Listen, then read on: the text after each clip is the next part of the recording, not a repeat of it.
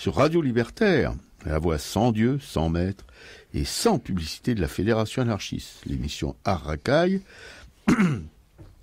qui est consacrée aujourd'hui pour sa partie artistique à Jean Grave, pour la seconde partie de la conférence qu'on a diffusée mardi dernier.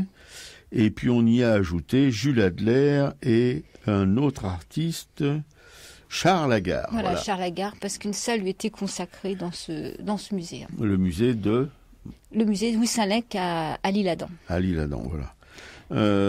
Bon, eh bien écoutez, c'est ma camarade qui s'y colle, parce qu'elle est, comme je vous le répète souvent, c'est une studieuse qui prépare vraiment ses textes, cette émission. Elle ne se laisse pas aller à des improvisations comme moi, voilà, des improvisations qui des fois font flop. Non, alors on veut rappeler que c'est une conférence donc qui est au musée Saint-Lec, qui est animée par Bertrand Tillier, qui est un professeur d'histoire contemporaine à l'université Paris 1, et lui qui travaille principalement, il fait des recherches sur les rapports entre l'art, l'image, la politique, et qui s'intéresse donc particulièrement à la Commune de Paris, à l'affaire Dreyfus, le socialisme, et qu'il étudie aussi toute la presse illustrée et l'histoire de la caricature au 19 et 20e siècle. Donc on avait passé la première partie de la conférence, j'avais rappelé un petit peu après la vie de Jean Grave et ce qu'était que cette revue des temps nouveaux. Donc là, il va faire cette partie-là dure 27 minutes, donc il va continuer à raconter toute cette époque et la mise en place justement de toute cette presse. Alors, cramponnez-vous à vos fauteuils à bascule, il y en a pour 27 minutes. Ouais. Auparavant, je vais quand même remercier publiquement quand même cette auditrice qui a eu écho de cette conférence et qui a prévenu Laurent, qui a pu ainsi nous prévenir qu'on aille jusqu'à ce musée, qu'on découvre ce musée Louis Saint-Lec et donc cette conférence et justement toute cette petite exposition qui avait lieu au premier étage. Et ouais, comme vous voyez, nous on est organisés, nous les anarchistes, nous disons que les bordéliques, pas du tout. Elle a téléphoné à Laurent, notre permanent chéri Publico, qui nous a aussi sec envoyé un mail pour nous prévenir qu'on a été aussi sec à la conférence et qu'on a vu aussi sec cette dame sans la connaître. Voilà. Alors, dans une société comme la nôtre, c'est-à-dire une société de culture chrétienne, du point de vue de notre rapport à l'image, on parle de ça, c'est-à-dire où l'une des fonctions de l'art figuratif, c'est de fournir en quelque sorte des modèles de conduite, et donc plus la société va se laïciser, plus cette idée d'une iconographie comme modèle de conduite va servir à construire l'homme social. Ces représentations de la mobilisation sociale, elles visent évidemment à n'être pas que de simples témoignages, mais à être des incitations et des actions en quelque sorte douées d'une efficacité politique potentielle. C'est pourquoi les artistes ont varié les formats, parfois très grands pour certains tableaux, les supports, la peinture, la lithographie, la couverture de brochures, la couverture de chansons illustrées, etc. Et les destinations donc de leurs œuvres ont été aussi variées, puisqu'à chaque fois ces images, au sens le plus large du terme, ont été pensées comme des interventions dans le souci donc de les doter d'un supplément d'efficacité, étant entendu qu'évidemment un tableau que l'on expose au salon ne se diffuse pas de la même manière qu'une chanson qu'on va distribuer dans les rues ou qu'une image à laquelle on va accéder à travers le journal. Donc c'est à cette fin que les artistes ont eu recours notamment au langage de la monumentalité, dont je voudrais dire quelques mots. À partir des années 1880 et jusqu'au début du XXe siècle, vont se multiplier les projets de monuments dédiés à la glorification du travail, à la glorification des travailleurs, en visant à élever l'ouvrier, disons, à la hauteur d'une épopée. Alors c'est une épopée un peu paradoxale, parce que tout dépend de qui commande ce genre d'œuvre. et de la finalité, de la destination de ces œuvres. Évidemment, ça peut être, si c'est commandé par un industriel, ça n'a pas du tout la même valeur que si c'est commandé par un syndicat. Mais il y a bien cette idée que l'on peut attacher à la figure du travailleur l'idée de l'épopée. L'inspecteur des Beaux-Arts, qui était aussi critique d'art, l'animateur notamment de cette grande revue qui s'appelle L'Art et les artistes, Armand Daillot, va défendre ce genre d'initiative parce qu'il y voit, l'expression dit-il, un souffle de fraternité, et il pense donc que les artistes comme Jules Dalou ou Constantin Meunier vont pouvoir élaborer des projets monumentaux destinés à l'espace public et qui vont permettre d'instituer cette iconographie de l'ouvrier comme une figure de la communion sociale.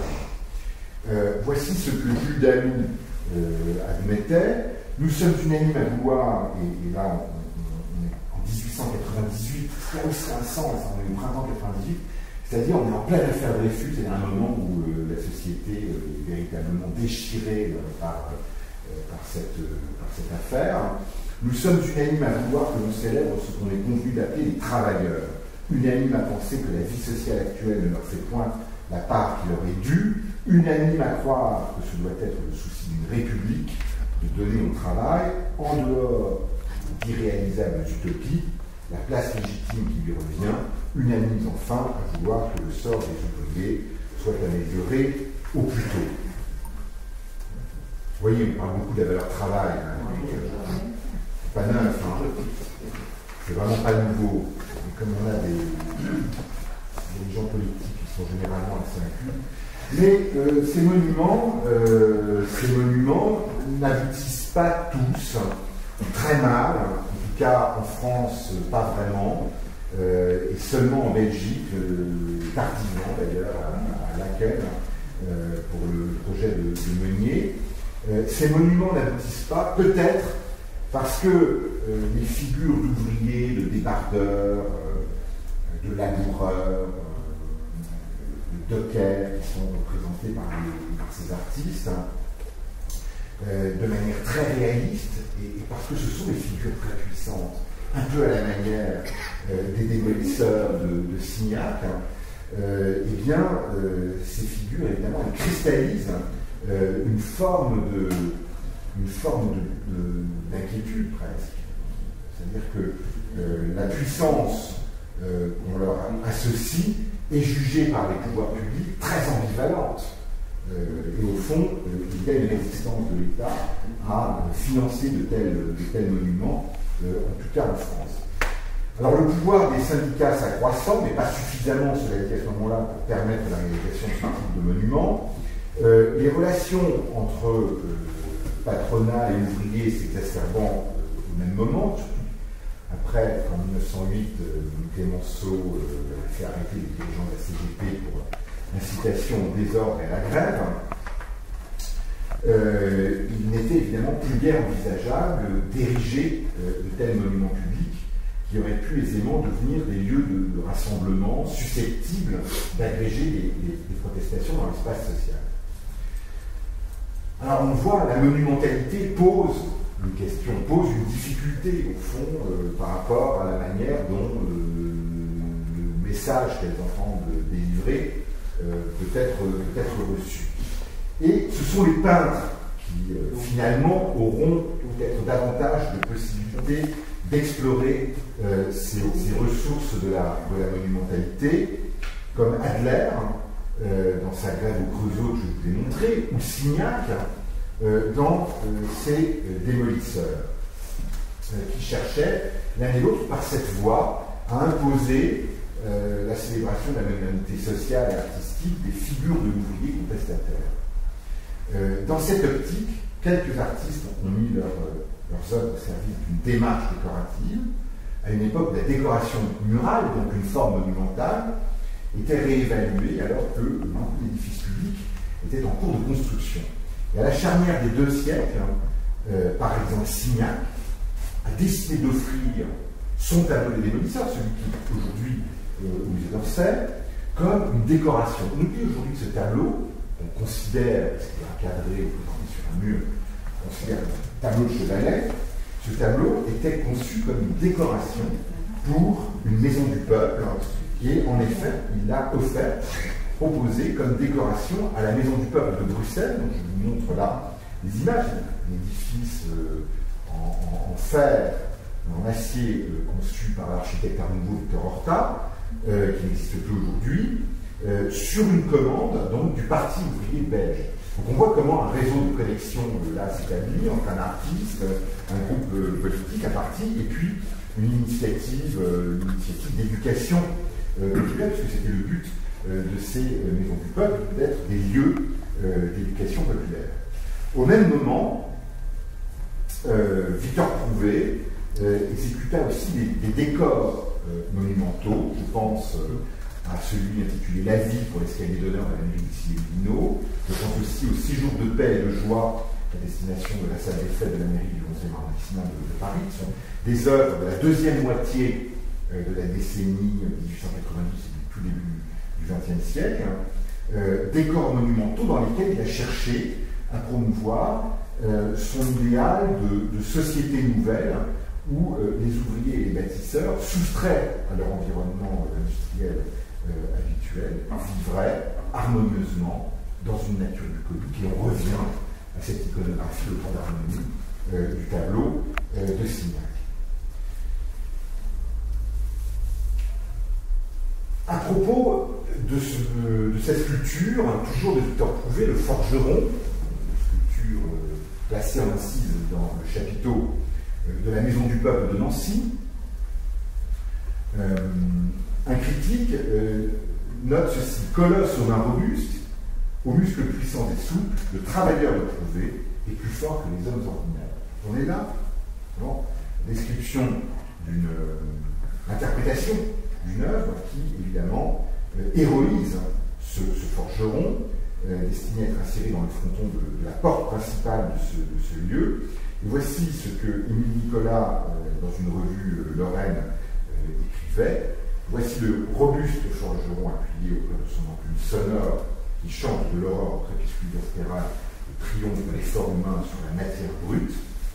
Sa musculature s'est développée par un travail constant et son regard brille d'un éclat profond, tant il a conscience que son labeur, joint à celui de ses compagnons, servira à édifier la cité nouvelle, supprimera les distances et contribuera à unir les hommes en un commun idéal.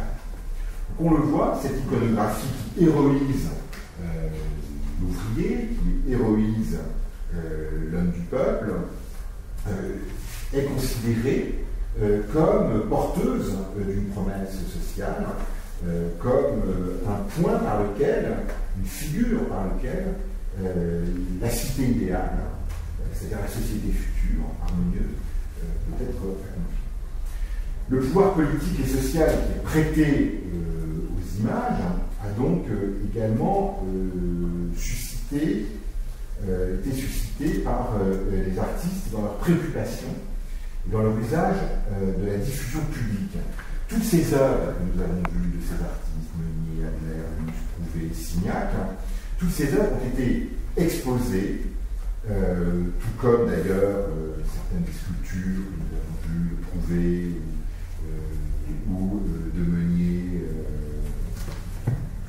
et de Laloux. Surtout à un moment, dans les années qui nous intéressent, où les salons, c'est la fin de l'hégémonie du salon unique, la multiplication des salons selon toutes sortes de tendances esthétiques ou institutionnelles, en sachant que ces manifestations artistiques attiraient un nombre croissant et parfois considérable de visiteurs, de curieux, d'amateurs, et qu'à ce titre, elles pouvaient donc être aussi considérées, utilisées comme des tribunes publiques.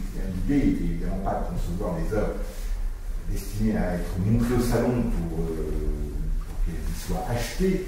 Et parfois, elles étaient déjà achetées, déjà financées, donc la question n'était pas là. Elles étaient montrées, elles étaient mises sous les yeux d'un public qui, on le sait, à partir des années 1880, va être, le public du salon va être un public de plus en plus populaire. Il y a une démocratisation du salon qui se fait de telle manière que certains mauvais esprits ont même trouvé que c'est un peu vulgaire, enfin, que le salon c'est devenu un peu un lieu de spectacle et que ça n'est plus vraiment un lieu d'art. Donc on voit bien que même dans cette réception négative des limitations du salon par sa fréquentation, il y a bien l'idée donc d'une démocratisation, et c'est bien ce que ces artistes en expression de leur œuvre ont voulu capter finalement, c'est-à-dire le salon comme tribune, leur œuvre comme une tribune accessible au plus grand nombre. Alors, les œuvres exposées dans ces conditions-là, d'être vues, d'être remarquées, commentées, reproduites aussi dans la presse, par la critique, à destination du public qui parfois ne peut pas aller au salon et qui accède donc à ces objets à travers la manière dont elles sont montrées et relayées dans les journaux. Les œuvres exposées deviennent des proclamations dont la teneur esthétique se double ici d'une portée sociale aux allures à nouveau d'intervention publique et parfois même de propagande. Ce souci de la diffusion préside aussi, je crois qu'il faut le souligner, parce que c'est ce qui fédère finalement les images qui sont rassemblées autour de nous. Ce souci de la diffusion, il préside aussi aux pratiques artistiques qu'on pourrait dire à l'heure de la reproductibilité technique, pour reprendre la formule et le titre de l'essai de Walter Benjamin, c'est-à-dire selon une double quête de la démocratisation de l'image et de l'efficacité par l'ubiquité organisée à destination des masses, c'est-à-dire que les images soient reproductibles à un grand nombre d'exemplaires pour pouvoir être vues par le plus grand nombre. C'est ce que Félix Vallotton a en quelque sorte résumé toujours au moment de l'affaire Dreyfus en appelant dans cette image, en l'intitulant l'âge du papier. Et l'âge du papier, c'est évidemment pour lui une façon de montrer qu'on est entré dans une nouvelle ère qui succède donc aux âges de pierre, de fer, etc., aux âges archéologiques en quelque sorte, et que l'âge de la modernité, c'est celui du papier.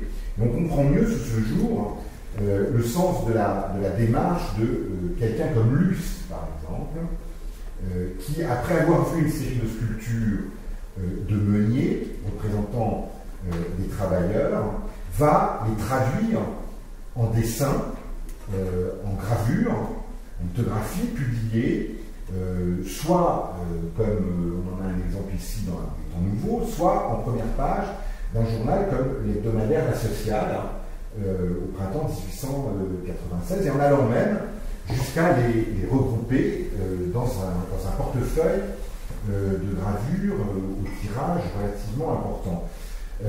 Et il écrit, Luce, à Cross, en Raymond Cross, en 1895, il se dégage de tout cela, il parle de cette série, une impression de pitié et de tristesse vraiment étonnante. Je pense que les révolutionnaires y trouveront vraiment leur compte.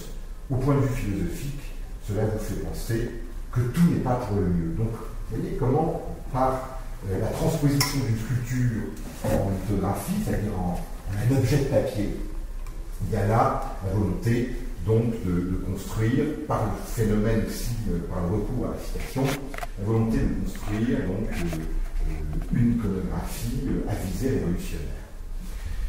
Alors les artistes ont compris, vous voyez, ce que le papier, quelque sorte comme support, pouvait leur apporter, ce que les journaux pouvaient leur apporter. D'une part, évidemment, il ne faut pas laisser de côté un revenu financier potentiel, parfois même non négligeable. Ça n'est pas le cas pour les Cambouc, ils faisaient don de leurs œuvres, mais quand ils collaboraient à d'autres journaux, évidemment, il y avait cette volonté aussi de gagner leur vie.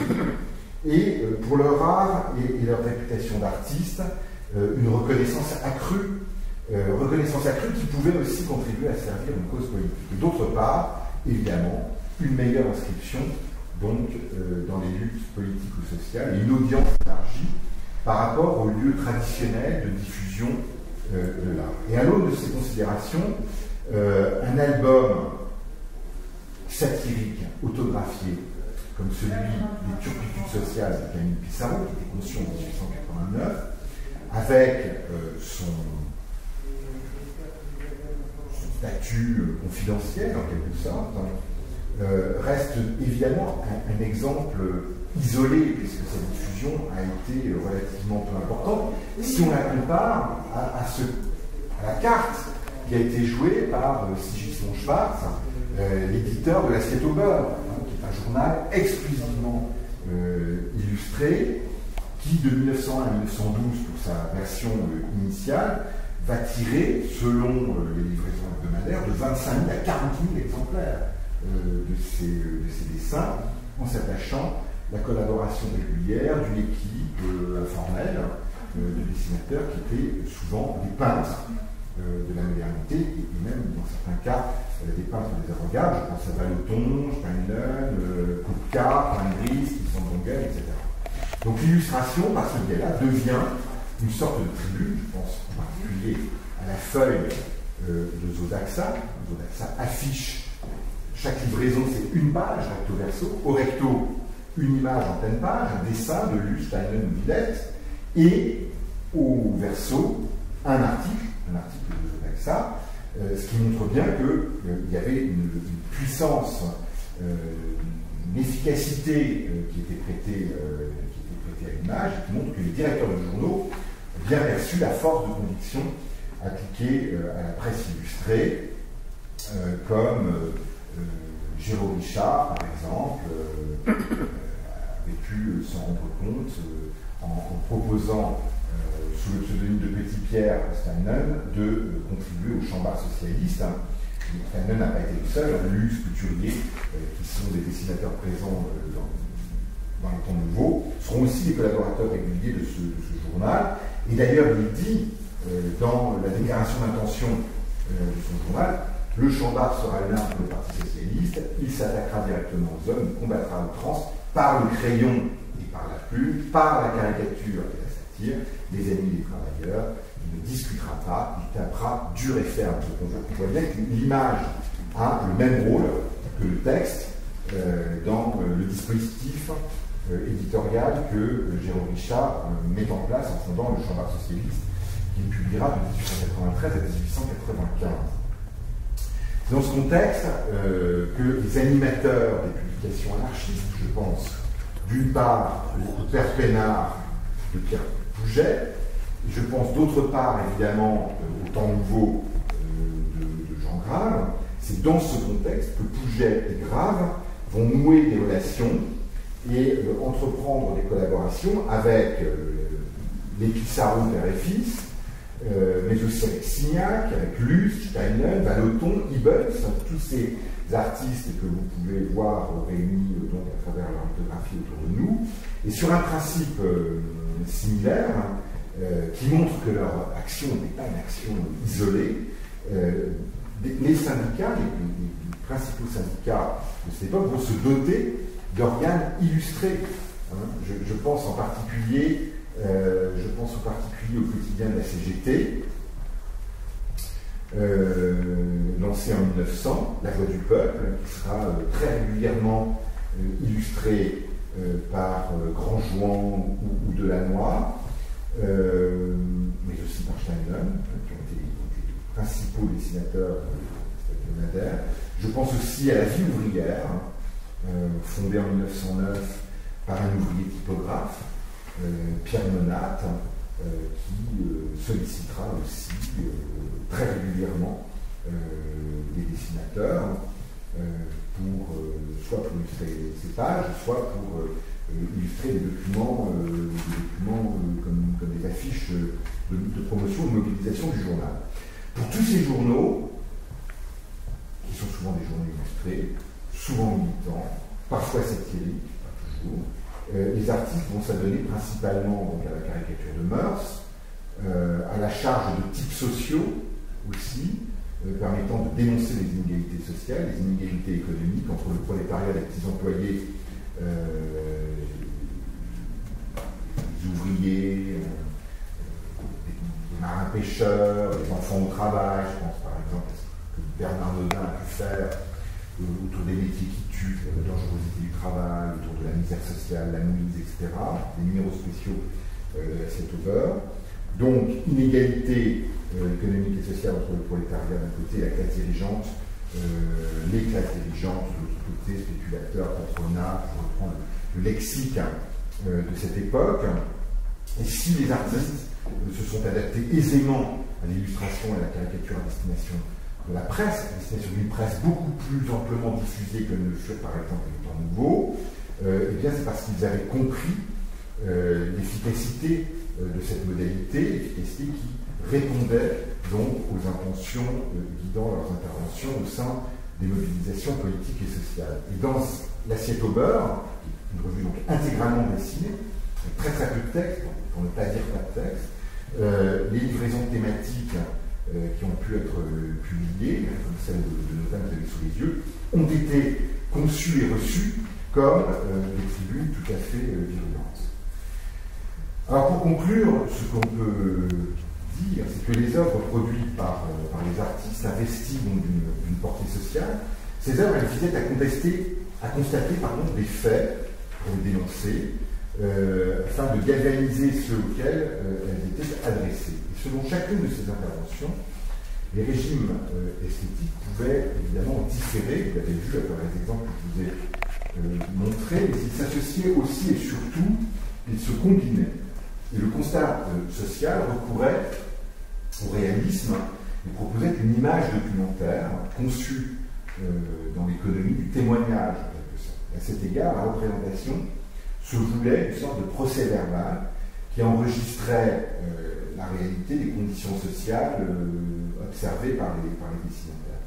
Les artistes ont pu avoir recours à cette esthétique qui est cependant restée marginale tant elle a servi de ressort à l'économie de la dénonciation, puisque au réalisme s'est trouvé rapidement ajouté en quelque sorte le registre de l'expressivité. En fond, on le voit avec l'exemple de Nodin, c'est à la fois très réaliste, mais en même temps ça vise à une forme d'expressivité par la simplification du trait, par une écriture extrêmement nerveuse.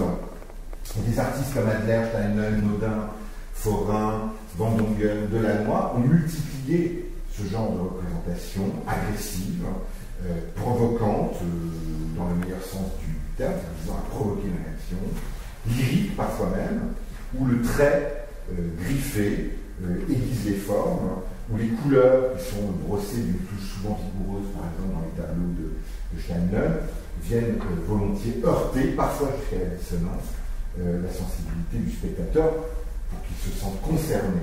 Et donc, on revient finalement à ces débats et à ces options possibles qui s'étaient dégagées dans les rapports que Grave a pu avoir avec un certain nombre de peintres, dans cette perspective de produire une iconographie, de produire des œuvres anarchistes, un art anarchiste.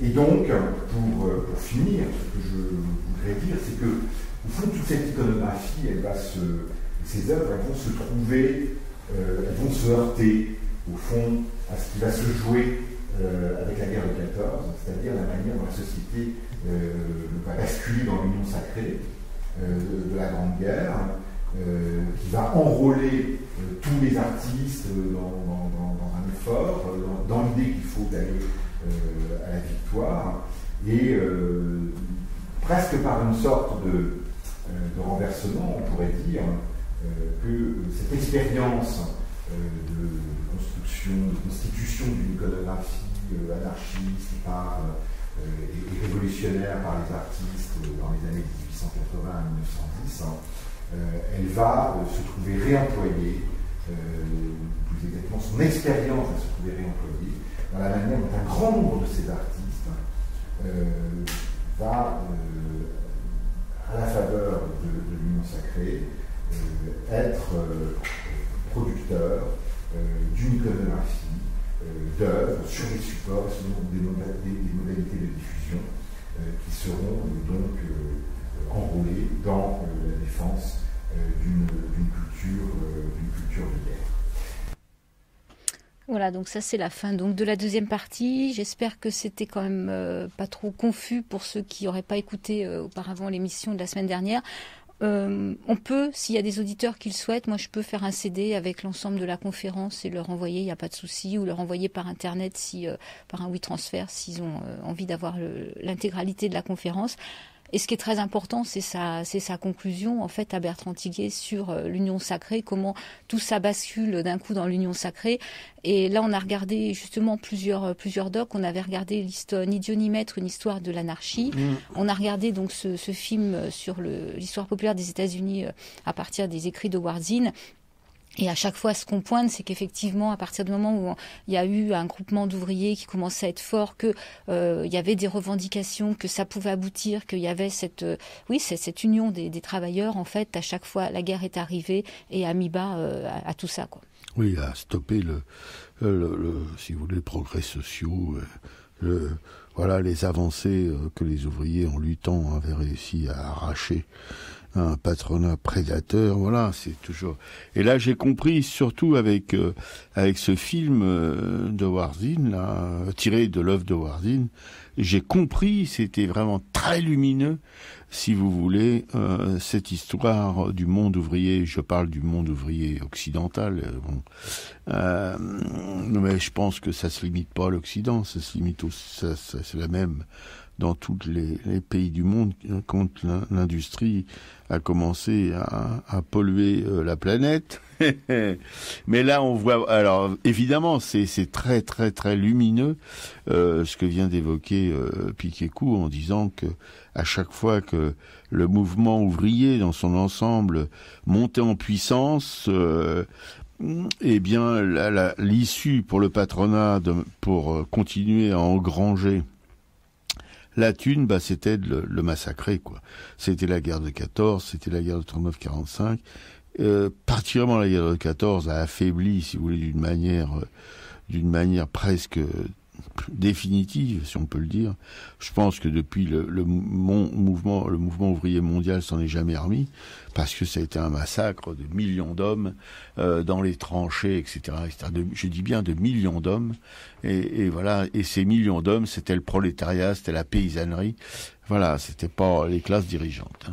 Et là, justement, ce qui est quand même sidérant, c'est que tout au long de la conférence, on sent bien toute cette volonté de transmettre un message, d'aller vers ces fameux temps nouveaux, et qu'on a quand même en face de nous des gens qui ont une conscience malgré tout politique, qui veulent quelque chose et qui basculent dans cette union sacrée, quoi, qui d'un coup perdent toute réflexion. Et moi, ça me fait quand même penser à ce qu'a écrit Naomi Klein quelques années plus tard dans son bouquin La stratégie du choc. C'est qu'en fait, quand on est face à un choc, effectivement, on n'a plus de réflexion, on est porté par l'émotion et on n'est plus capable d'analyser ce qu'on vit. C'est ce qu'on disait hier quand on parlait de ce qui s'est passé dans les locaux de Charlie Hebdo, c'est que on est face au choc. En fait, les gens sont descendus en masse dans la rue, étant tout Charlie, embrassant les flics, et qu'on a perdu tout repère, quoi. Bien sûr. Alors que, si vous voulez, il faut la peur, ça fait perdre tous ses repères, particulièrement. Et voilà. Non, ça, c'est surtout moi, ce qui m'a semblé le plus, comment dirais-je, grand guignolesque dans cette histoire de Charlie Hebdo, c'est cette manifestation monstre avec en tête des chefs d'État qui entouraient Hollande et ses chefs d'État, dans lesquels il y avait un mec comme Netanyahou qui massacre le peuple palestinien, etc., quoi. Voilà, donc c'était vraiment grand guignolesque. Et ce mec-là, il faisait ça pour récupérer évidemment ce massacre à son profit. Voilà, on se souvient qu'il a incité à cette époque les Français de confession juive à émigrer en masse aux États-Unis. Oui, c'est la même chose, remarquez. En Israël. Voilà, parce qu'ils n'étaient pas en sécurité en France. Je rappellerai quand même à nos compatriotes de confession juive qu'en Israël, si vous voulez, l'armée est partout, la répression est partout, etc., qu'il y a des bombes qui explosent ici et là. Donc voilà, il ne faudra quand même pas pousser la nerf. Hein. Voilà.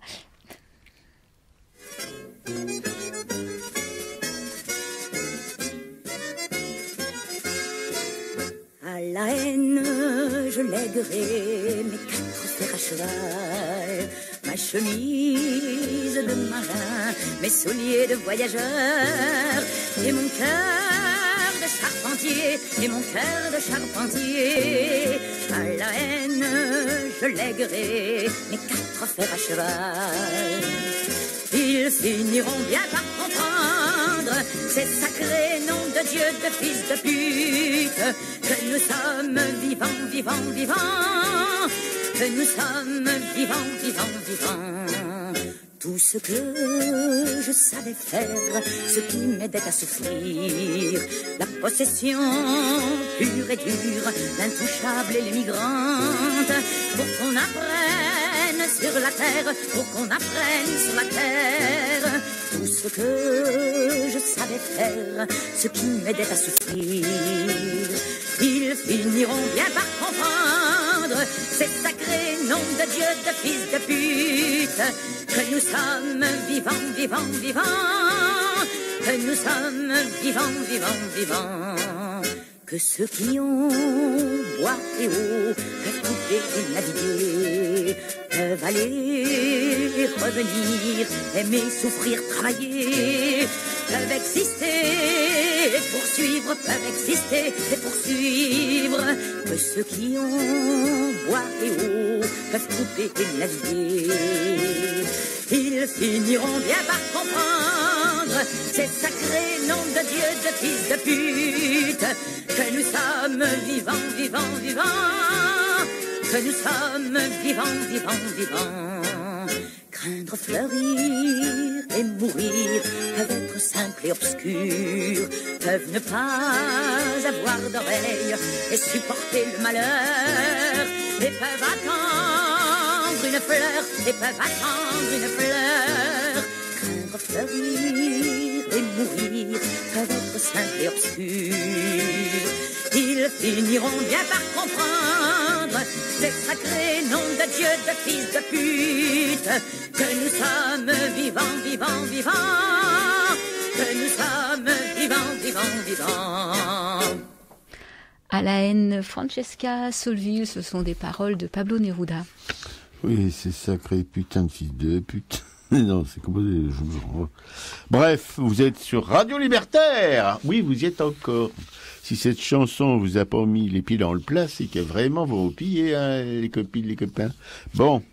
Radio Libertaire, la voix sans Dieu, sans maître et sans publicité de la Fédération anarchiste, l'émission Arcaille, consacrée aujourd'hui pour sa partie artistique à Jean Grave, c'est fait.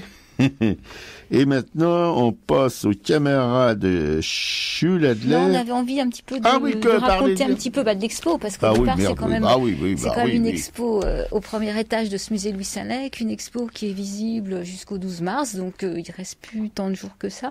Et donc, il y a 16 lithos, c'est ça, hein? Yes. Il y a 16 lithos qui ont été acquises par ce musée, et la personne qui gère ces lithographies comptait en acquérir encore pour avoir le maximum d'œuvres possibles, quoi. Des lithos qui étaient parus dans ce fameux journal, donc des temps nouveaux. Donc, oui.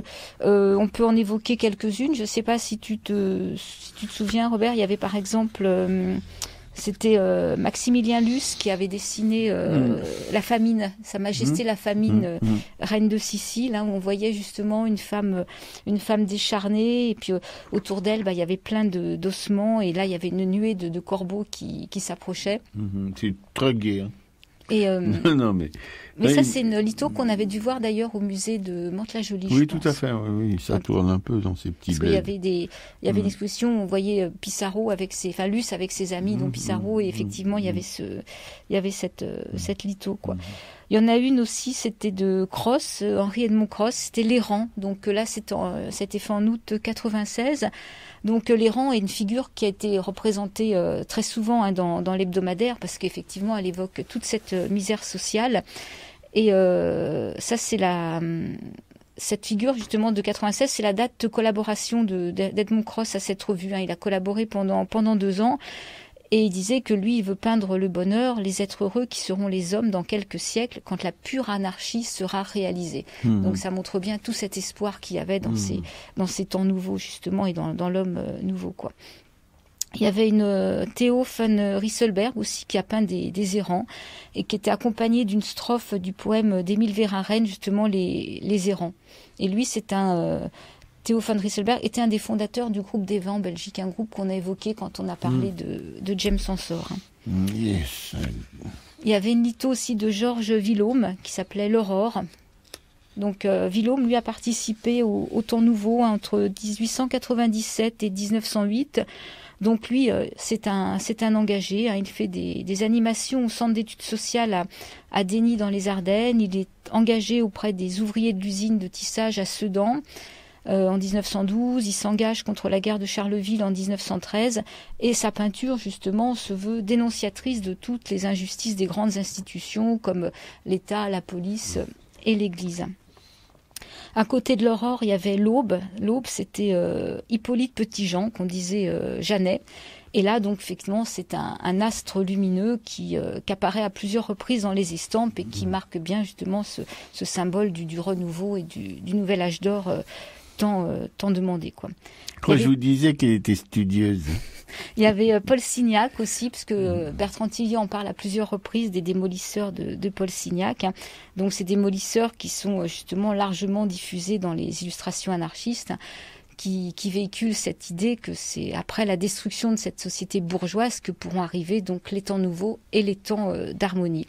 Donc il y a un homme qui porte une pioche, une hache, une faux, et donc ça c'est tout des symboles effectivement d'action révolutionnaire. Il y avait Lucien Pissarro, puisque la famille Pissarro participait donc à cette revue. Lucien Pissarro, c'est l'homme mourant.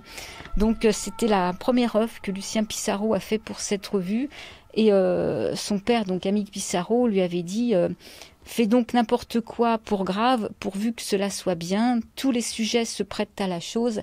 Il ne faut pas négliger grave, qui est fort gentil et que nous aimons. Fais donc une grève à Londres ou une procession de sectes si nombreuses à Londres, une allégorie de la misère, de l'argent et des blessés de la vie. Parce qu'effectivement, Lucien Pissarro était parti vivre en Angleterre, quoi.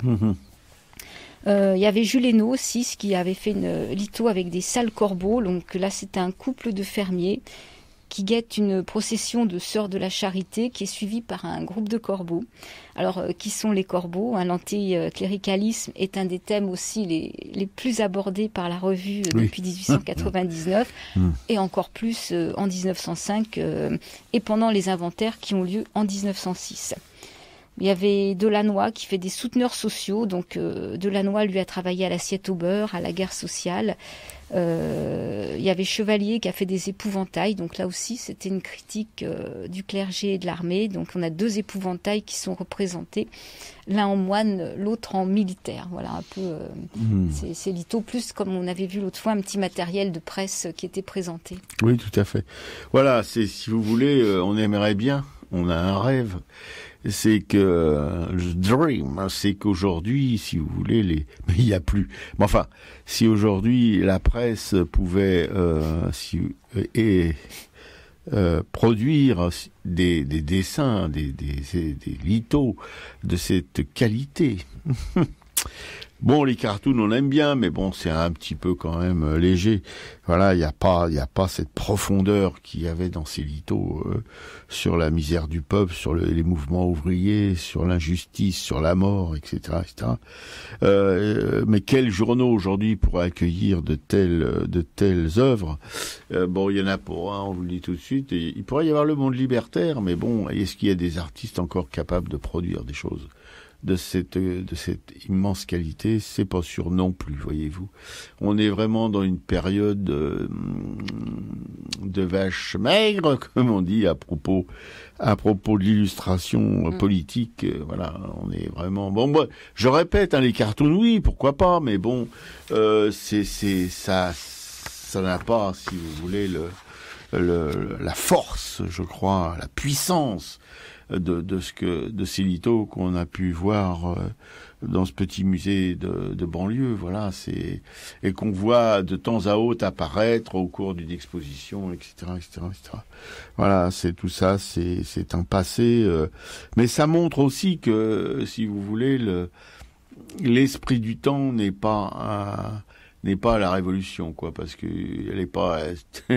Si c'était l'esprit du temps était accompagné de ces œuvres quand même d'une extrêmement belle, extrêmement puissante, extrêmement inspirante. Bon, bah voilà. Mais là, on est plutôt dans cette putain de société de merde, de pute de bite de consommation, voilà. Ouais, parce que les illustrateurs qui ont travaillé étaient quand même des gens reconnus, quoi. Oui. C'est pas des petits, quoi. C'est Non, pas des inconnus. et puis qui avaient des convictions et qui parfois se purgeaient quelques temps de prison pour avoir publié, etc., etc., etc. Il fallait être courageux à cette époque-là pour s'engager dans des publications comme de cet ordre, voilà, comme il y en a eu beaucoup, comme l'assiette au beurre, toutes ces choses. Même Jean Grave, on avait raconté la semaine dernière qu'il a fait de la prison. Voilà. Ce qui lui a permis d'écrire son bouquin, justement, La société mourante ou l'anarchie. Voilà, c'est ça. Là, dans la prison, ça inspirait beaucoup les gens qui séjournaient. Gramsci a fait les 3/4 de son œuvre en prison. Hein. Et il les a reclus aussi, je crois. Non, il n'a pas été en prison. Il les a reclus, je sais pas. Non, Blanqui, oui. Ouais, Blanqui, voilà, enfin bon, et plus récemment, d'autres dont on vous parlera probablement un jour. Voilà. Alors, la seule chose qui m'a surpris, j'ai pas eu le temps de lui demander à la fin, c'est qu'il a évoqué le tableau de Paul Signac, Autant d'harmonie, ce grand tableau, qui est en facture pointilliste, qui se trouve à la mairie de Montreuil, mais il n'a pas précisé que le premier titre de ce tableau, c'était Autant d'anarchie. Ouais. Et j'ai pas compris pourquoi il l'a pas précisé. Oui, non, mais parce que probablement que si tu veux, Autant d'anarchie, c'était moins un titre qui était un peu pestiféré, quoi, tu vois, dans toute probablement. cette période. Hein. Donc effectivement, on parlait d'harmonie, il décrivait le tableau avec ce couple qui dansait, la peinture, enfin tout ce qu'il pouvait y avoir. Mais si vous voulez, le temps d'anarchie, comme il semble que ce soit le premier titre de cette œuvre, voilà, c'est le temps d'harmonie. On ne sait pas complètement bon, évidemment, ça serait mieux que ça soit attaché, mais bon, c'est pour dire que dans les intellectuels, enfin les gens de ce monde difficile du 19e siècle, ceux qui n'étaient pas évidemment les grands propriétaires, les grands capitalistes, eh bien, ils investissaient dans l'anarchie, une espèce de paradis sur Terre, quoi.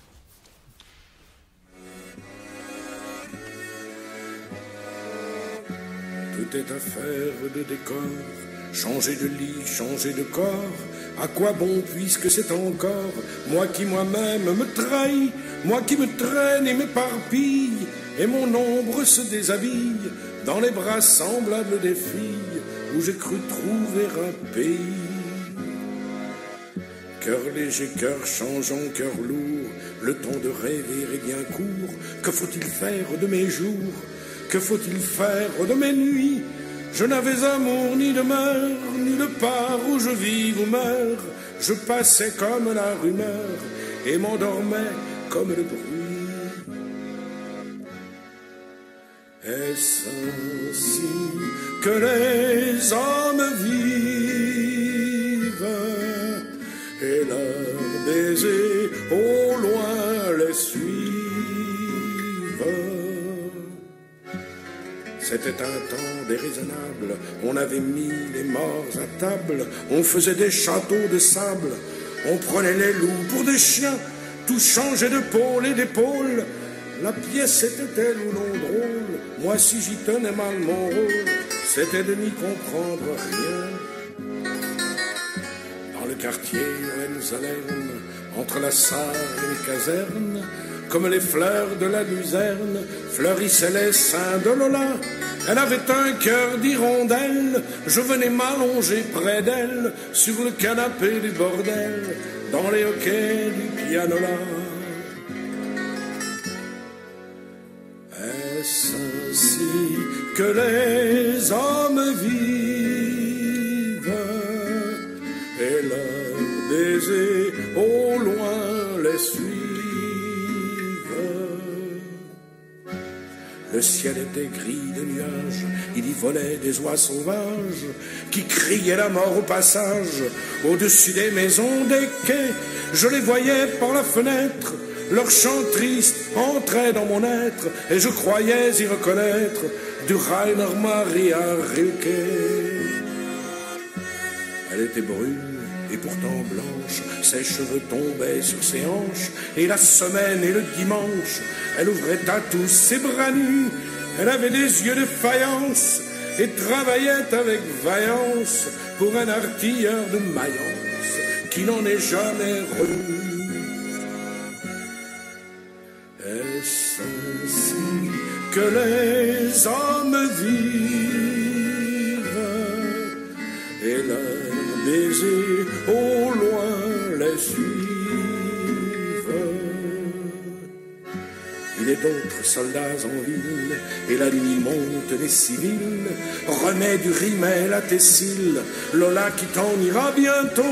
Encore un verre de liqueur, ce fut en avril à 5 heures, au petit jour que dans ton cœur, un dragon plongea son couteau.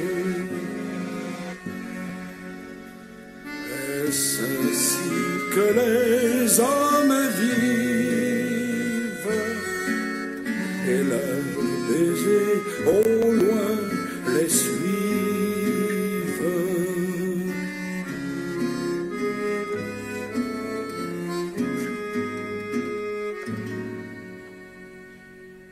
Est-ce ainsi que les hommes vivent, interprété par Marc Augerès sur des paroles d'Aragon.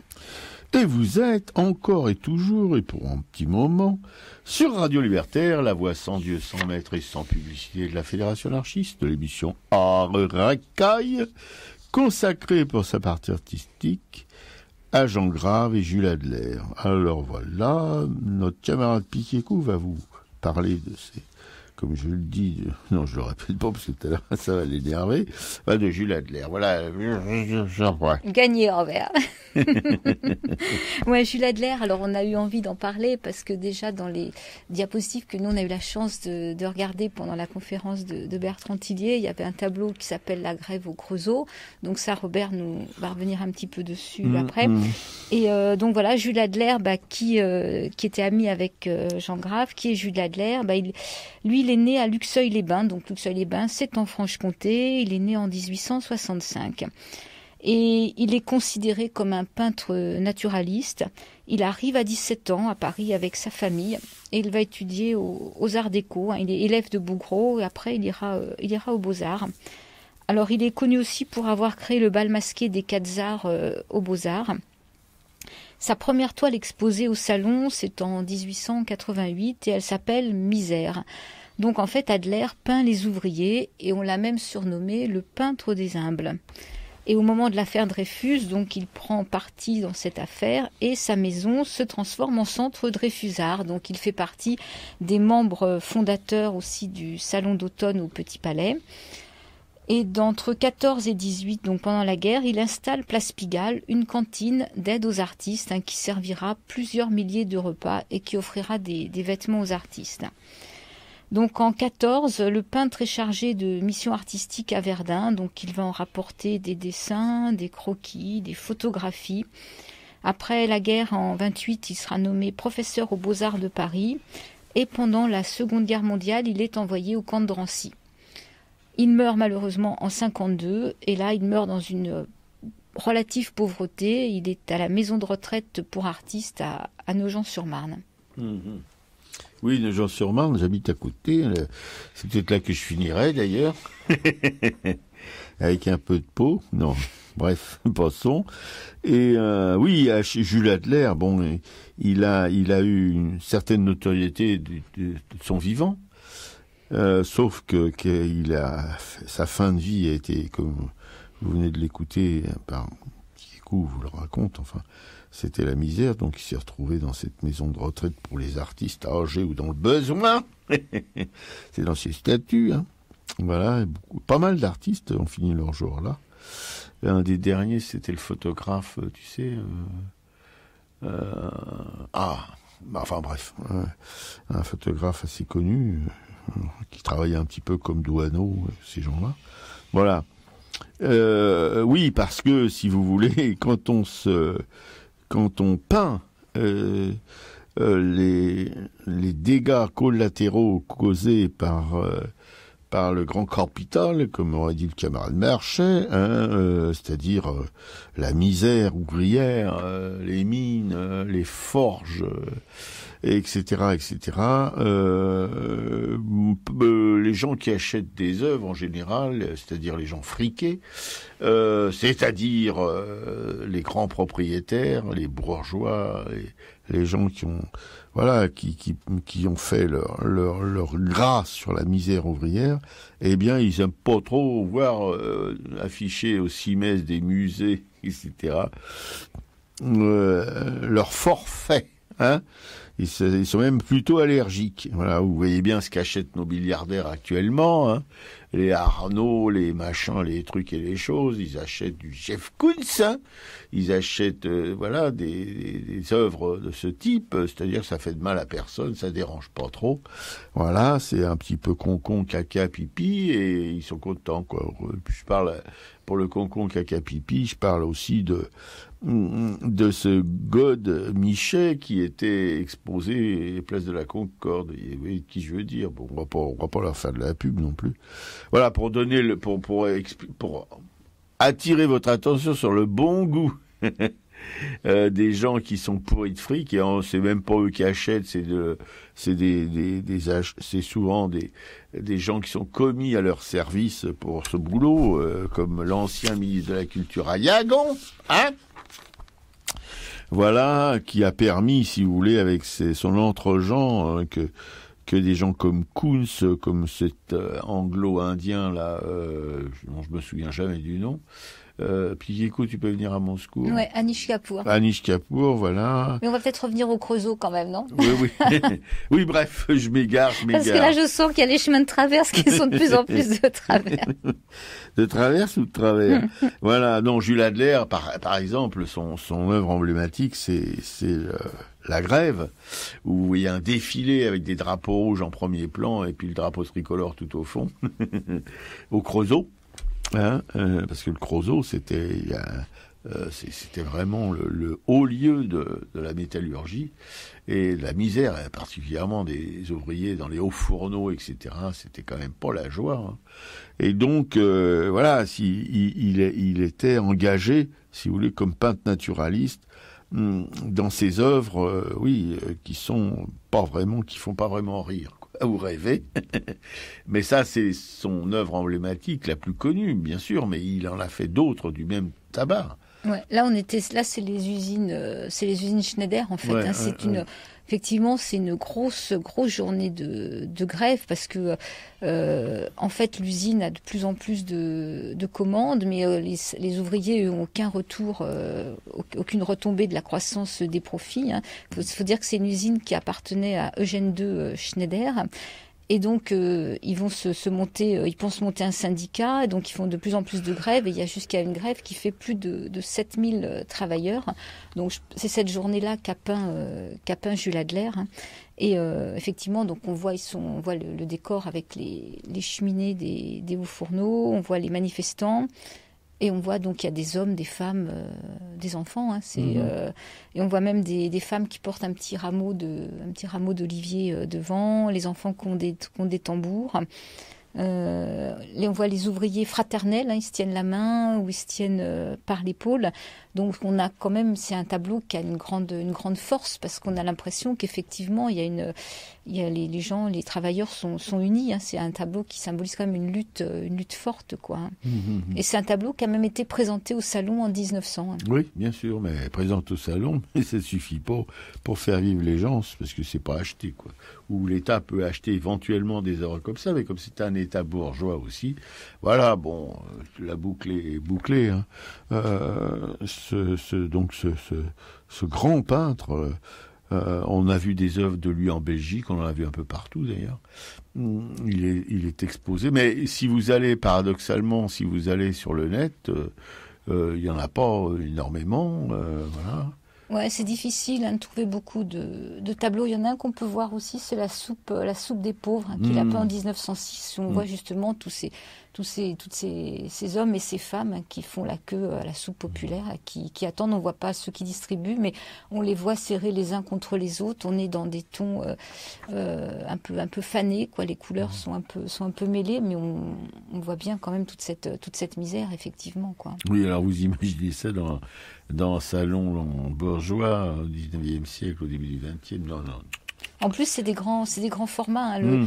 Ce tableau-là, il fait pratiquement 6 mètres sur 4, et celui celui du Creusot fait 6,40 m sur 4,89 m. Oui, mais il y avait des hôtels particuliers, il y avait des châteaux, il y avait des machins comme ça où c'était possible de les accrocher. Hein. C'était pas réservé aux cahutes ouvrières, hein. C'est réservé quand même aux grands patrons financiers, aux banquiers, aux métallurgistes, aux charbonniers, etc., etc. Voilà. Donc il fallait vraiment avoir une foi dans ces investir dans l'espoir, quoi, pour fabriquer des œuvres de cette force. Voilà. Il y a aussi quelques beaux portraits d'hommes assis devant leur maison, des portraits très très nobles, je trouve, de ces ouvriers ou de ces paysans, hein, qui sont. Tu te rends compte le scandale, donner de la noblesse à un ouvrier? Non, c'est vraiment des très beaux portraits. Et moi, quand j'ai découvert ces tableaux, j'ai fait vraiment une belle découverte. Et en fait, il y a une exposition qui va être prévue à l'automne, une grande exposition qui va être prévue à l'automne 2017 à Dole. Donc ça serait peut-être l'occasion d'aller découvrir son œuvre. Qu'est-ce qu'on peut manger de sympa à Dole? T'as pas les saucisses là-bas, justement? Oh, les saucisses de Dole, le Morteau par là, ça doit pas être bien loin, tout ça. Ouais, voilà. Bon, on se console comme on peut, hein, parce que quand on voit... Parce qu'évidemment, ces œuvres, elles laissent pas indifférent, hein, ça bouleverse quand même, quoi. Et surtout quand, comme nous, on découvre, si vous voulez, par exemple, là, je vais encore mettre une couche avec Howard Dean, mais quand on découvre, si vous voulez, le mouvement ouvrier international de cette époque, voilà, on peut pas s'empêcher de mélanger un peu tout, puis ça rend un peu hagard quand même, hein, je dois dire. Voilà, donc à côté de Jules Adler qu'on voulait évoquer, dans ce petit musée, il y avait 3 salles à l'étage. Bon, il y avait la deuxième salle était consacrée à Madeleine Lucas. On n'a pas trouvé ça bouleversant, donc on n'a pas eu envie d'en parler beaucoup. Et par contre, il y avait une salle consacrée à Charles Lagarde, et là, sa peinture nous a bien plu en fait. Hein. Charles Lagarde, lui, c'est un héritier un peu de l'école de Barbizon. Donc lui, il est venu s'établir dans la région de l'Isle-Adam, hein, comme Jules Dupré et Auguste Boulard. Il est aussi ami avec Jules Adler, avec Albert Brault, Lucien Mignon, le caricaturiste Sem. Et il a 2 maîtres, il se reconnaît 2 maîtres, hein, c'est Camille Pissarro. Alors il le considère comme un des plus talentueux dessinateurs de sa génération. Et il aime bien aussi Puvis de Chavannes, qui lui a conseillé le premier d'exposer ses œuvres. Et Puvis de Chavannes l'avait employé comme collaborateur quand il a fait la décoration du Panthéon en 1897. Donc Charles Lagarde, il a une peinture qui est assez plutôt simple, hein, dans les effets, les rendus, mais il peint une nature qui est tranquille, qui est silencieuse, et on sent donc cette inspiration des peintres de Barbizon et des impressionnistes. Non, mais il y a des compositions quand même assez extraordinaires, des paysages avec profondeur. On voit un village dans un vallon, enfin on voit, et c'est l'Île-de-France en même temps. C'est vrai que l'Île-de-France c'est particulier parce que c'est la douceur de vivre. Enfin, on imagine, c'était peut-être pas vraiment le cas, mais bon, voilà, il y a des paysages. Oui, c'est très très paisible. C'est presque assoupissant, quoi. Mais bon, ça fait du bien. Ça fait du bien. Vous voyez, parce que dans les peintres de cette époque, de Barbizon, etc., il y a des gens qui sont quand même assez violents. Rousseau et compagnie, c'est sombre, c'est pas. Ou alors Millet, c'est pas non plus très joyeux, parce que bon, il peint quand même la paysannerie pauvre. Voilà, si on regarde ça de près, on s'aperçoit que ce sont vraiment des paysans, même les femmes des paysannes. Hein. Voilà, donc il y a toute une bande là de zigotos qui balancent entre une forme d'impressionnisme et une forme de naturalisme, et la combinaison des deux, c'est pas très joyeux. Hein. Sauf que lui, Charles Lagarde, il est resté dans quelque chose de serein, avec des belles couleurs, mais il y a rien d'agressif. Voilà, c'est vraiment une peinture que personnellement, hein, j'aimerais bien l'avoir chez moi. C'est plutôt du petit format. Ouais, hein. Du petit format, donc c'est plus facile à voler. Et et voilà. Non, c'est sérieusement. Hein, aujourd'hui, surtout, on ramasse plein la gueule tous les jours, des tas de merde sur la tronche. Eh bien, quand on peut se dégager les yeux de ces tas de merde et qu'on voit un Charles Lagarde, ça Sarah Selznick. Ouais, il y en avait un très joli aussi, là, qui était du figuratif, justement, cette maman, là, cette jeune femme qui a une jupe rouge et qui est en train de coiffer sa fille sur le bord du lit. C'est pareil, c'est doux, c'est tendre. Voilà. Oui, non, bien sûr. Ça peut... Voilà, on sent que c'est pas un milieu très riche, hein, mais c'est une jeune fille, une adolescente qui est fine et qui est presque anorexique, hein, mais c'est élégant, et là aussi le geste de la maman pour sa fille, c'est doux, bon, on est dans la douceur et de temps en temps ça fait pas de mal, hein. Au même temps, on a parlé de ces peintres ou de ces lithographes qui faisaient des choses quand même assez terribles sur la mort, sur la violence, etc. Et ben voilà, ça contrebalance un peu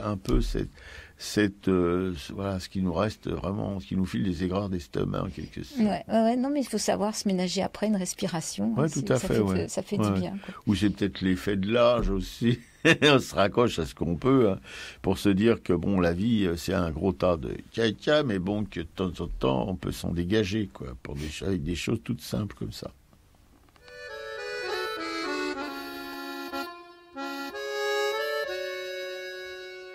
Pâle ou vermeille, brune ou blonde, bébé mignon, dans les larmes, ça vient au monde, cher à Guignon. Ébouriffé, suçant son pouce, jamais lavé, comme un vrai champignon, ça pousse, cher à pavé. À 15 ans, ça rentre à l'usine sans éventail. Du matin au soir, ça turbine, cher à travail. Fleur des fortifs, ça s'étiole quand c'est giron. Dans un guet-apens, ça se viole, cher à patron.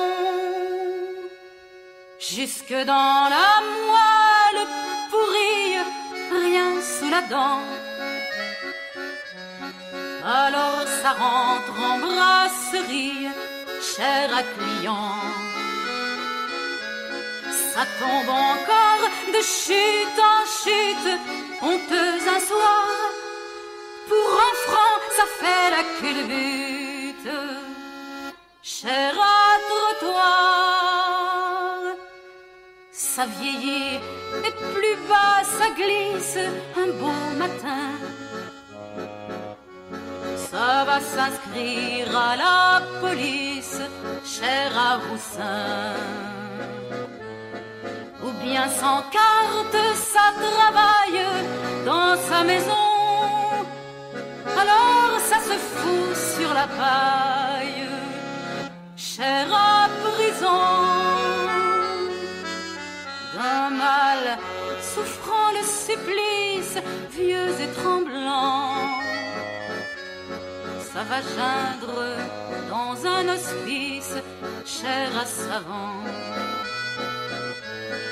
Enfin, ayant vidé la coupe, bu tout le fiel, quand c'est crevé, ça se découpe, cher à scalpel. Patron, tas d'héliogamal, d'effroi saisi. Quand vous tomberez sous nos balles, cher à fusil. Pour que chaque chien sur vos trognes pisse à l'écart, nous leur laisserons vos charognes, cher à Macquart. Fille d'ouvrier, Michel Bernard. Ouais, c'est bouleversant. Voilà, vous êtes sur Radio Libertaire, la voix sans Dieu, sans maître et sans publicité de la Fédération anarchiste. L'émission à Racaille qui va se terminer en se brossant avec un tas de petites informations pratiques sur des expos, le culturel, la lecture à publico, etc., etc.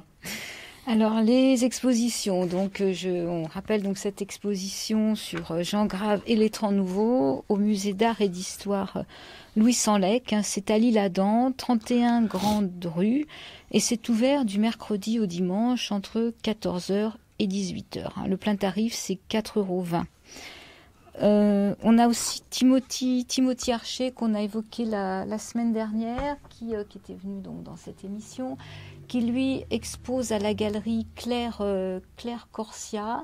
C'est à partir du 23 février, entre le 23 février et le 18 mars, donc avec un vernissage le 23 février entre 18h et 21h. Et cette galerie est rue Saint-Martin, et j'ai un trou voilà. C'est au 323 rue Saint-Martin dans le 3e arrondissement à Paris. Il y a nos amis Nathalie et Denis de l'émission de l'émission L'Entonnoir, qui est un lieu qui s'appelle La Chaudière, 86 rue du Poteau dans le 18e arrondissement, et qui vont faire une exposition à partir du vendredi 3 mars, 18h30. C'est Quel paysage demain pour le nord-est du 18e arrondissement. Donc c'est une exposition, c'est Bruno Hermet et Jean Nespo. Il y aura aussi une lecture de texte avec Jean Nespo. D'accord. Et on a aussi donc le week-end du 4 et 5 mars, ce sont Corinne dite Chuchu, c'est Sabine, c'est Anne-Emmanuel et Michel, qui sont un collectif de créateurs. Ils se sont réunis depuis plus d'1 an au sein d'un atelier qu'ils ont appelé Les Saints. Ils sont installés à la rue. Donc ils font la peinture, du tissage sur châssis. Ils exposent à la Caverne aux Livres. C'est situé dans les wagons postaux, c'est à la gare d'Auvers-sur-Oise. Et ça, donc, ce sera de 11h à 17h les 4 et 5 mars. Donc ils font partie d'une asso aussi, c'est Transsolidart, c'est une association donc d'entraide avec un objectif de collectif de mettre tout en œuvre pour soutenir justement, accompagner et diffuser des créations artistiques, ludiques, artisanales de personnes qui sont en situation sociale difficile. Donc voilà pour les expositions principales qu'on voulait rappeler. On peut toujours parler d'Agnès Dubard, graveuse, qui expose à la Rumeur jusqu'au 3 mars à Lille, au 57 rue de Valenciennes. Oui. Le culturel de la semaine. Ah oui, The Old Life de Jean de Guyenne, Olivia Negar Holm et Rick Barnes. Voilà, alors c'est The Art Life, c'est en fait un doc sur la vie de David Lynch, surtout sa vie de plasticien, mais aussi son enfance, ses études, ses débuts, voilà. Et là, le cinéma est évoqué à propos de concours ou oui, des concours, je sais pas si c'est le terme, où il a été sélectionné pour des bourses qui lui ont permis, évidemment, de faire du cinéma. On connaît les œuvres, Elephant Man pour un des plus célèbres, puis il y en a d'autres, hein, Dominique. Oui, bon, il y a Mulholland Drive, il y a Inland Empire, il y a The Blue Velvet, oui. Il y a Sailor et Lula. Oui. Oui, quand même des films qui ont marqué le cinéma. Hein. C'est pas des petits machins à 2 balles, voilà. Mais aussi, on ignore quand même. Quand on parle de la vie de David Lynch, on parle de cinéma, mais là, ce doc montre qu'il n'a pas que ça dans sa vie. C'est un artiste comme quelques-uns, quand même, un petit peu comme à la Renaissance, un peu multipasse. Il est peintre, il est intéressé par la musique, il est cinéaste. L'écriture aussi, il a beaucoup de comment dirais-je, il s'exprime de beaucoup de manières différentes et c'est passionnant. Et moi, j'ai découvert évidemment sa peinture par le biais, enfin si on peut pas appeler ça comme ça, de ce film. Et c'est vraiment étonnant, quoi. J'ai été un petit peu secoué. Quand je suis sorti du cinéma, le Méliès à Montreuil, je vous le répète, on paye 4 ou 5 euros la place. J'étais un peu dérouté. Je savais pas quoi dire sur ce film. Et je balançais entre... je me suis fait chier carrément, pardonnez-moi mon verbiage un petit peu gravos. Et puis, oui, complètement dérouté, voilà, c'est le terme. Et puis peu à peu, depuis cette projection, c'était samedi dernier, voilà, ça, si vous voulez, la température monte à El Paso et je me sens vraiment beaucoup intéressé par son travail. Voilà. Ouais, et tu disais qu'en fait, on n'était pas obligé d'être un fin connaisseur de son œuvre cinématographique pour suivre le film. Non, ça n'a rien à voir, à mon avis, en tout cas, vous voyez, avec le... Enfin, il a une calligraphie sur ses œuvres qui est pas si... Moi, j'adore, enfin, c'est un peu limite enfantin, même très enfantin. Il a des, si vous voulez, des audaces, hein, on peut dire ça comme ça, pour rester dans un registre assez petit bourgeois. Non, il a des audaces qui sont là aussi étonnantes. C'est un compromis entre, je veux dire, il y a du Robert dedans, il y a du, je t'avais dit là, ce mec à la Maison Rouge. Tu m'as parlé de Louis Souterre. De Souterre, il y a aussi du Basquiat, enfin il y a différentes sensibilités comme ça, mais ça n'a rien à voir avec ces trois-là, hein, sauf que on peut évidemment ici et là se la jouer référence, hein, c'est des trucs d'un télo branleur, quoi, voilà, bon. Mais c'est vraiment intéressant. Il travaille aussi sur la lumière dans ses œuvres. Et voilà, il y a des ampoules rouges qui éclairent la surface, etc., etc. Voilà, c'est donc oui, c'est. Alors en même temps, on voit évidemment dans ce documentaire son enfance. Il sort d'une famille petite bourgeoise américaine, voilà, des parents.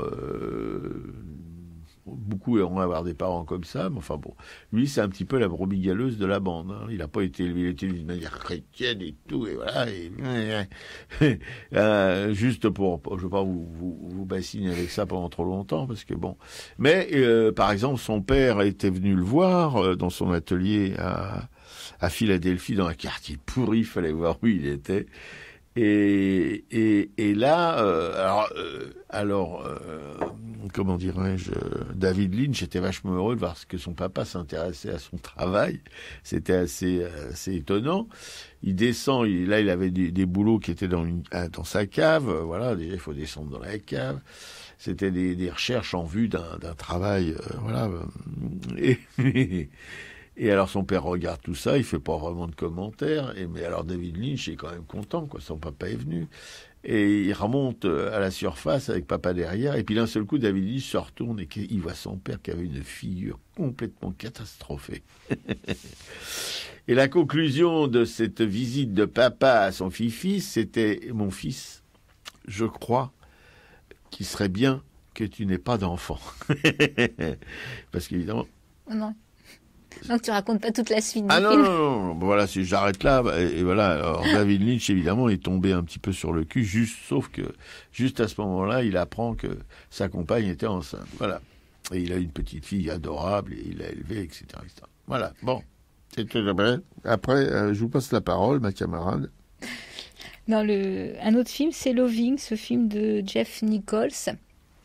Qui raconte comment un couple mixte, hein, elle est noire et lui est blanc, ils habitent dans l'État de Virginie et comment ils n'ont pas le droit effectivement de cohabiter malgré le fait qu'ils étaient se marier à Washington. Donc comment on va les empêcher de vivre ensemble, les expulser de cet État jusqu'à ce qu'à force de lutte et de combat, mais eux sont pas non plus, eux s'aiment, ont envie de pouvoir vivre ensemble leur histoire ce sont pas des grands militants, sauf qu'à un moment effectivement des avocats vont s'intéresser quand même à elle va écrire à Robert Kennedy, John Kennedy a déjà été assassiné. Il était ministre de la Justice. Voilà, pour avoir l'autorisation de pouvoir quand même vivre ensemble. Et donc ça va être tout cette lutte, un peu comment les avocats vont réussir finalement à ce que ça puisse être possible, ce qui fera avancer le droit des Noirs, des droits civiques en fait. Des mariages mixtes, quoi. Non, là aussi c'est bouleversant. Hein. Donc c'est une histoire qui colle complètement à la réalité. Hein. Les acteurs sont du copier-coller des vrais personnages. Oui, parce que c'est une histoire vraie. Voilà, et donc c'est ce décret, ça s'appelait le décret Loving. Loving, en fait, c'est le nom de famille du monsieur, quoi. Voilà, c'est ça. Et un acteur fabuleux. Vous allez voir, il dit presque rien, mais toute l'émotion est dans sa posture. Voilà, sa posture vraiment physique. Vous le verriez marcher, c'est une performance d'acteur, à mon avis. Voilà, on est complètement dans le coup. Magnifique. Toujours au Méliès à Montreuil. Hein. Ouais. Et puis là, le dernier, là, c'est pas au Méliès à Montreuil, c'est dans ma soupente. c'est donc le film tiré du roman d'Howard Zinn, là, voilà, histoire populaire des États-Unis, mis en image par Olivier Azam et Daniel Mermet. Voilà, donc ça retrace en fait la lutte des ouvriers aux États-Unis jusqu'à la guerre en fait. Donc ça c'est la première partie du film. Donc il y a des images. La guerre de 14. Voilà, il y a des images actuelles et il y a des images d'archives justement avec des images d'ouvriers en lutte. Et il y a un commentaire qui est fait par deux trois personnes. Et c'est poignant. Il y a Howard Zinn justement qui intervient à plusieurs reprises. Howard Zinn est mort en 2010. Il n'y a pas que lui qui intervient. Il y a comment s'appelle l'autre. Il y a Noam Chomsky qu'on voit aussi à un moment donné, quoi. Et Howard Zinn, il est poignant, quoi. Quand on voit cet homme, il transpire quand même une espèce de bonté, d'honnêteté, et il raconte sa prise de conscience par rapport à l'histoire. C'est que quand il était c'est un juif qui est venu de parents qui ont migré, qui venaient d'Europe de l'Est, et en fait il a été dans une famille habituée à travailler, enfin il fait 2-3 petits boulots, et à 23 ans il va s'engager comme pilote de guerre, et on va lui faire bombarder Royan. On est en 45, donc on lui fait bombarder Royan et il va apprendre que ce sont des bombes au napalm et qu'en fait Royan n'avait pas besoin d'être bombardé. Quand il va voir les dégâts de ce qu'il a fait, il dit que voilà, il pensait œuvrer pour la paix et pour l'humanité et qu'il a fait tout à fait le contraire. Et ça va être le point de départ d'une grande prise de conscience qui va bouleverser sa vie, quoi. Donc il va devenir historien de l'histoire populaire des États-Unis. Et c'est vraiment absolument à avoir. Ce DVD que vous pouvez acheter à comment ça s'appelle leur truc là, au Mutin de Pongé. Au Mutin de Pongé, voilà. Et sinon, alors on a reçu un mail des éditions Marmite à Film. Ce sont des éditeurs de DVD qui ont sorti un DVD sur Federica Montseny. Donc c'est un doc qui fait 52 minutes.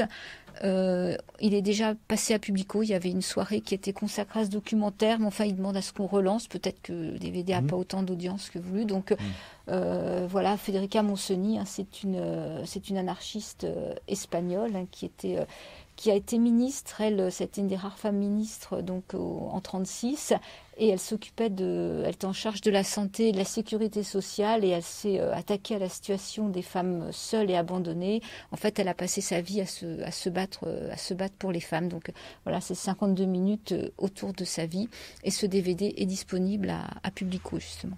Voilà. Bien, c'est tout pour les Ouais, c'est déjà pas mal. Hein. Ouais, c'est pas mal, comme tu dis. Ouais. Bon, et ben voilà.